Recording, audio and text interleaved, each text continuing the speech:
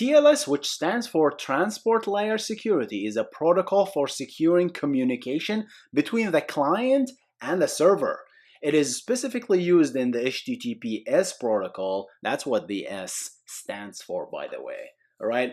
In this video, we will talk about, obviously, before jumping in the security part of it, we really need to talk about the vanilla HTTP, how these things work, right? Then we're going to talk about how HTTPS work, again, bird's eye view. Then we're going to talk about the abundant TLS 1.2. That's the most, I think, the most used encryption out there for the HTTPS protocol. We're going to talk about specifically the handshake before sending the GET request, right?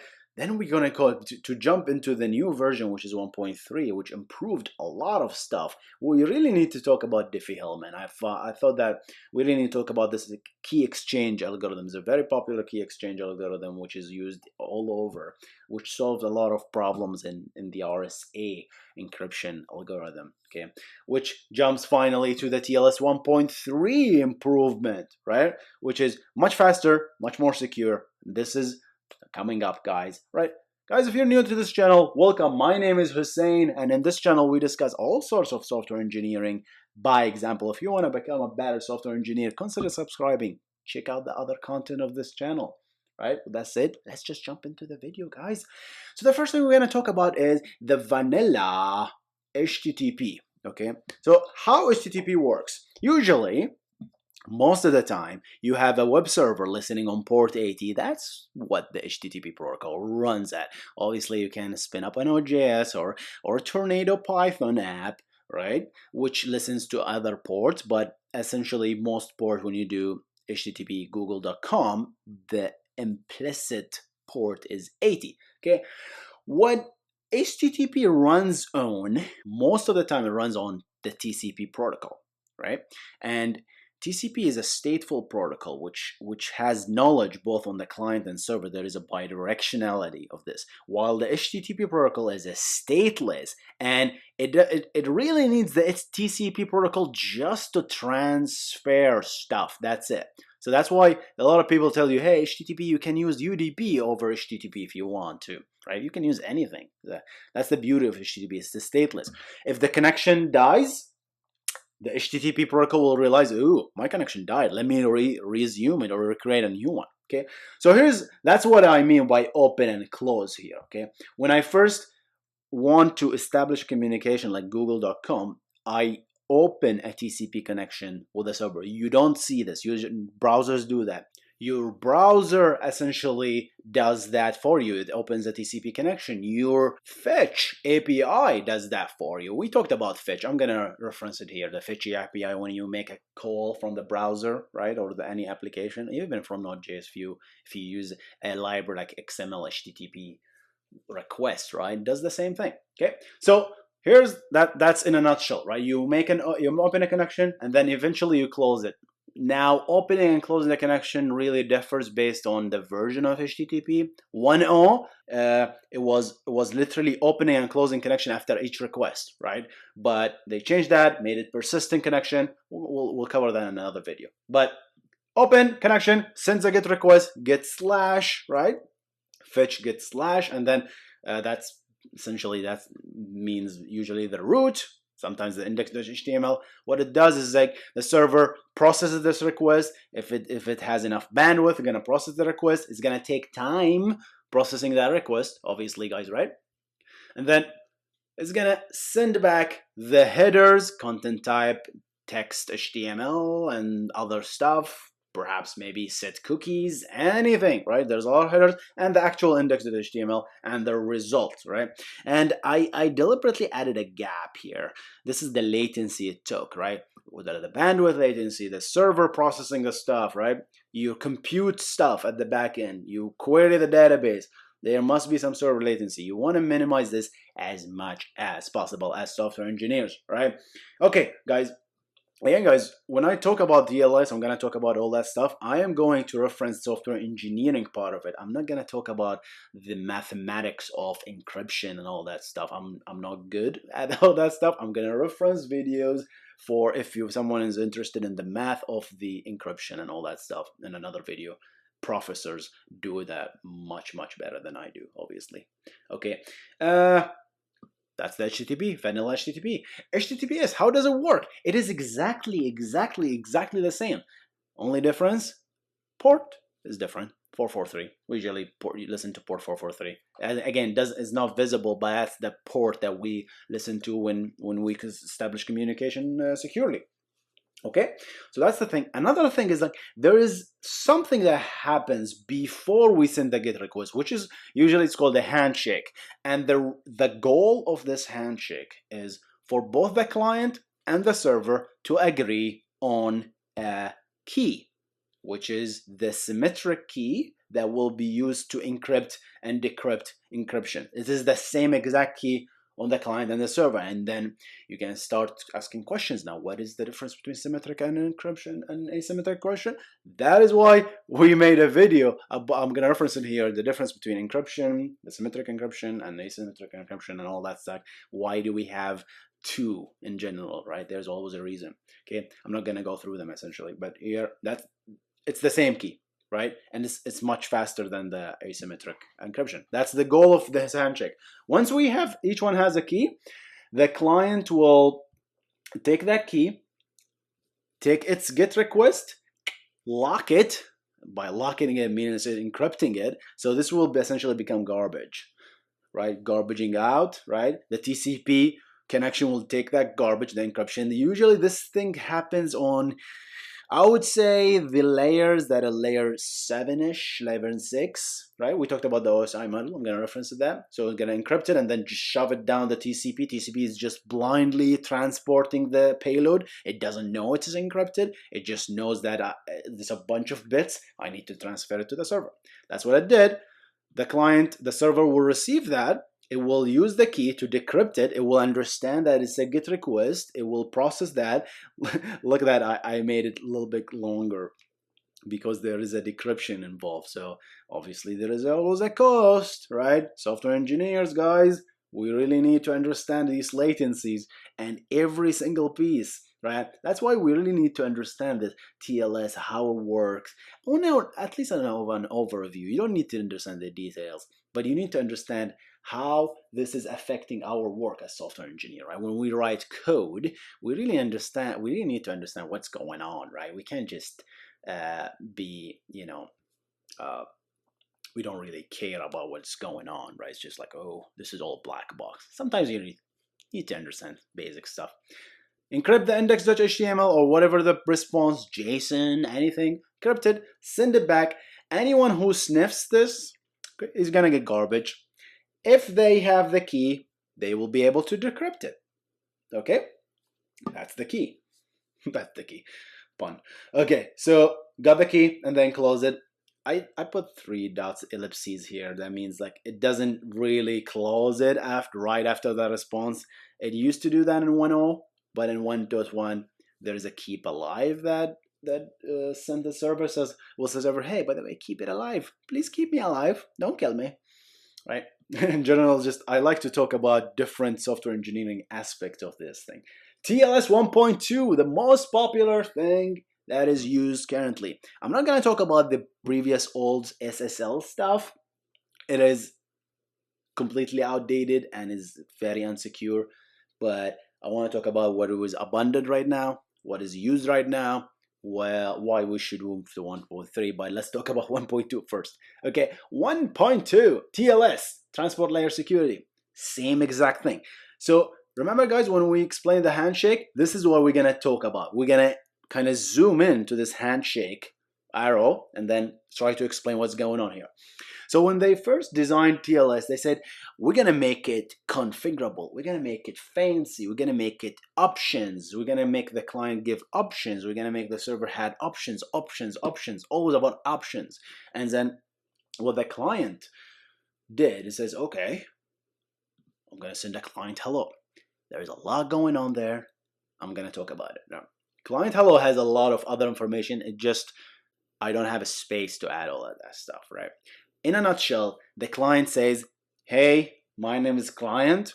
The TCP is already established, but now we're sending the first request, and the first request is the client hello and says, yo server, sup, my name is client, and here's all the ciphers I support. I support for key exchange, I support RSA, I support Diffie Hellman, I support this, I support that, right? For symmetric key, I support AES, I support DAS, I support this, I support Blowfish, I support all that stuff, right?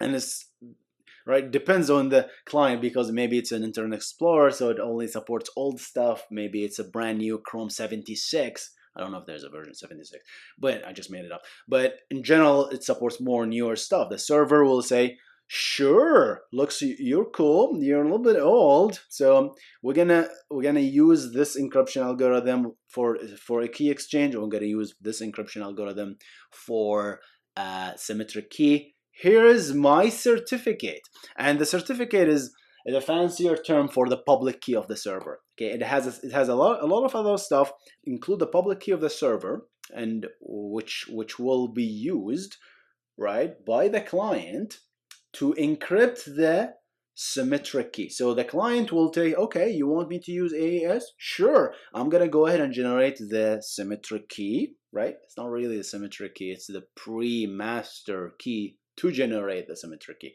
but might as well just call it the symmetric key for simplicity.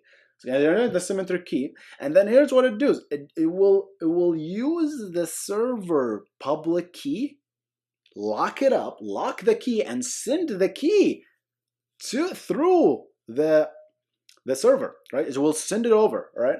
And that's essentially what the RSA model works here, okay? So it's using RSA in this case. Locking the symmetric key, sending it in the network. That's really bad, right? We're gonna talk about it. Even you're gonna say, hey Hussein, this is encrypted. Why do you care? Right? We'll talk about that, right? It's encrypted, but you're sending the key. If someone got this, somehow they encrypted this, all the chat, they just decrypted the whole thing, right? If someone got the private key of the server, they will immediately get access to everything. But nevertheless, they got the private key, they got the symmetric key, the server got the key now, okay? Now it's now it have the server, both of them have the symmetric key. They take it up, and then the server will finally says, I'm finished, let's go ahead and start communication. So you can already see that we reach the state that we want. Both of the server and client have the symmetric key. They will start encrypting, send the GET request, encrypt, send back the response, and that's it, right? So you can see, guys, already that there's the problem, right? The problem is we're encrypting the symmetric key or the pre-master key and sending it over. And that's a problem, right? That's the problem with 1.2, okay? That's one problem with 1.2, because you're giving insecure key exchange algorithms, okay, like this one. You're allowing me to encrypt the key and just send it over. If someone managed to get the private key of the server, it is over, right? So you're gonna say, oh, how can you get the private key of the server?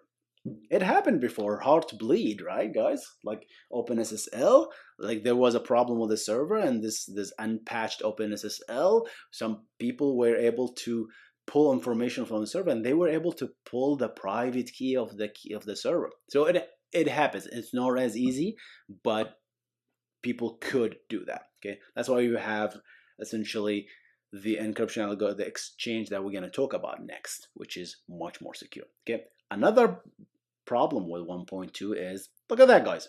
What is this? You want me to keep chatting in order just to send a GET request? There's a lot going on. Yeah, 4 round trips is not simple, right? This is going back and forth 4 times before I can send a single byte to the server. That is actually meaningful. So it is slow. Yes, it is slow. Slow, insecure. Okay, and the insecure, there's an asterisk there because it depends really on you. That's back to the options, the abundance of options that we give in 1.2. Diffie Hellman, let's talk about that. there's a problem with the key exchange algorithm, especially RSA, which is having the public key and having us encrypt the symmetric key and sending it over, even if it's encrypted and nobody can decrypt it except the server. If someone got that private key, people can essentially decrypt the entire communication. So these two guys came up with a smart idea to send information about the key, but not the actual key, and let the parties essentially generate the key for them. And here's the TLDR of this. There's a huge mathematics there, right? I'm gonna reference a video here that a professor did on the Diffie Hellman, the math and the actual algorithm. But that's what the basics of it. So you have three keys. You generate a private key, right? A red key and a private and the blue key. Let's say these are private. These must not be sent by any means through the wire. You don't send these. Okay, you only send the public key. So there will be three pieces of keys here. Okay, if you combine these, if you manage to have all the three, you get your symmetric key. That's the goal of this. Adding the private, the blue and the red and the pink key will give you the private keys. That's the goal of this. However, the blue key is the first party. It is private. The red key, it is the destination part, which is the server, or yeah, that's also private. And there is a key that is here that is also public, and that's okay if we send it over the wire. Okay, so private, private, public. Okay, got it? Combine them all together, you get the private key. Okay, the symmetric key, the key that we want, the secret key. Here's one more other information. Combining the blue and the pink, which is the private and the public, together can be public. That is okay to send it over the wire because it is unbreakable. This algorithm, the Diffie-Hellman, if you combine those together, there's no way to break. Well, there is a way, but it's very expensive to break those two together. So we said, okay, blue and pink can be sent together because if the attacker can sniff those, they won't be able to break those and get the blue key. Again, this shouldn't be discovered. The red alone shouldn't be discovered. Same thing with the red and pink. Combine them together, it's unbreakable, right? And could be public. With that said, let's repeat this a little bit. Private, public, and private, okay? This is the client, this is the server, and this is the public key that usually the client really generates and sends it over. Combining these together is public and unbreakable. Combining these together is public and unbreakable. Combining the three will give you the private key, okay? So with that said, we are ready to talk about 1.3, guys, okay? Here's 1.3 does. It says, guys, enough with these options, okay? You get no options from me anymore. No options for you. Come back 1 year. What happens here is the client will always force the server to communicate over Diffie-Hellman, okay? This algorithm that we're talking about. It will be given choice to which symmetric algorithm to use, okay? But key exchange, no. Just Diffie-Hellman, ephemeral Diffie-Hellman, which we will talk about after this slide. But in general, that's the blue key. Nobody can see it. The client generates that, and it also generates the public pink key. Remember, this is public, okay? It generates two keys, the private and the public. Here's what it does. It sends over the public key. Who cares? You can, right? Aladdin, remember? Aladdin can just sniff it and then just steal it. That's okay. And then it merges the public and the private key together and then send it over. Again, we don't care. Remember, this will be a number essentially. Merging these two will be a number. This will be a number. All these are just prime numbers, and that's why mathematics is very important in computer science. Okay, so merging these together, that is okay, right? This is alone, that's okay because that's public. These two are public. This guy is not. Remember, Merging them together, you cannot unbreak them. So they are together, they can be sent. Okay. So the server, what it does on the other hand, it generates privately this key. Keep it very secure. Temporary server key. And then what it does, it takes these two keys, add it to the red key. Guess what, guys? We just got the golden key. That's it. We got it. One round trip. We got the key. One round trip. We got the symmetric key immediately. Well, again, this is not the symmetric key. This is the input to the algorithm that gives you the symmetric key. But essentially, it's almost the same. Okay. We got the key, guys. How do we get the client? Remember, the client doesn't have the key. The client needs the red key to merge these two in order to complete this cipher, right? So we cannot send the red, unfortunately, just by itself, right? That would be bad. Sending the red, if you send the red, the Aladdin will Aladdin. By the way, this is just from the encryption. And asymmetric video that we made, right? So instead of always Alice and Bob and Charlie as the hacker, we just made it Aladdin for some reason. Okay, so Aladdin will pick up the name, right? We'll pick up the red key and then combine it, and he will just have that key, dude. So that's bad. So what it does is it will take that public key, the PIN key, merge it with its red key. Remember, it has that, and then send over those two. That's cool, because those two together, that's okay, and they are unbreakable. Remember, they are public. It's okay. If the Aladdin got hold of this and this, he will not be able to break them and get the yellow key, right? Because he's gonna get what? He's gonna get two pink keys, and it's gonna be messy. It's not gonna be possible, right? Send it over. Now the client will have these two. It has the blue key. Combine them together. Got the golden key. Done in 2 round trips, guys. TLS 1.3 is done in 2 round trips. It's much more secure, right? It's much faster because I don't have to do all this negotiation anymore, right? And then encrypt using the fancy golden key. Get requests, similar thing. Send back index.html, and we are done. How coolish is that, guys? How coolish is this? With that said, let's finalize this video, guys. So what did we talk about? We talked about vanilla HTTP, a little bit about 1.1 and 1.0, 1.1, the difference. We know that it's an underlying TCP connection. It's a stateless protocol. It's an insecure protocol, but it's damn fast, right? But we really need security, right? So we invented HTTPS. Really, anything that can encrypt us underneath, we're good to use. So SSL came into the picture, right? TLS 1.1, 1.0, 1.2 came into the picture, right? And then start encrypting HTTPS. And then we talked about TLS 1.2 handshake, right? Talk about that stuff. We know that is secure, cool. It's better than the previous, but it's very slow. There's a lot of going back and forth, guys, right? It's also insecure because it's using RSA, and if someone got hold of the private key of the server, they can encrypt the channel, and they can see all our, the chat that we are discussing. Okay, Diffie Hellman, we talked about this beautiful encryption algorithm. Okay, well, the only thing we didn't mention is the ephemeral. I can't even pronounce it. Okay. Right? English is not my first language, guys.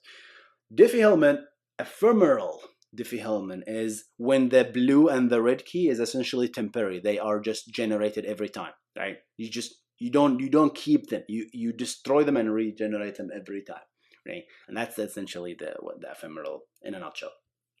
1.3 improvement we talked about is how fast, how cool, how secure is 1.3. All right, guys, this is the end of the video. Hope you guys enjoyed it. Give this video a like if you like it, right? Subscribe, and I'm gonna see you in the next one with more coolish software engineering videos.